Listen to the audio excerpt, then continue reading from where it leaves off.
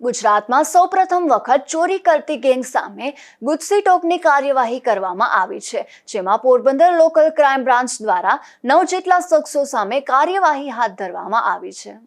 સંગઠિત રહી અને ક્રાઇમ કરનારા શખ્સો સામે ગુજરાત પોલીસ કડક કાર્યવાહી કરી રહી છે, ત્યારે પોરબંદર લોકલ ક્રાઇમ બ્રાન્ચ દ્વારા પણ ઘરફોડી અને ચોરી જેવા કેસોમાં સંડોવાયેલા 9 જેટલા શખ્સો સામે કડક કાર્યવાહી કરવામાં આવી છે, જેમાં પોરબંદર જિલ્લા પોલીસ વડા ભગીરથસિંહ જાડેજાની સૂચના અનુસાર થયેલી કાર્યવાહીમાં આ ચોરી ગેંગના લીડર હિતેશ દિલીપ ચૌહાણ સામે વિવિધ પોલીસ મથકોમાં 30 જેટલા ગુના નોંધાયા છે, તો આશિષ બહાદુર રાઠોડ સામે 21 ગુના નોંધાયા છે, ચેસિંગ દિલીપ ચૌહાણ સામે 19 ગુના નોંધાયા છે, રાહુલ બહાદુર રાઠોડ સામે 13 ગુના નોંધાયા છે,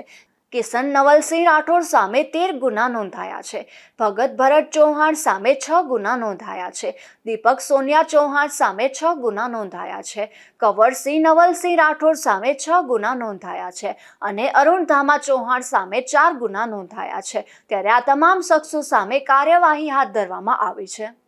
નિપુલ પોપટ સાથે અશોક થાનકી, ગુજરાત ન્યૂઝ, પોરબંદર।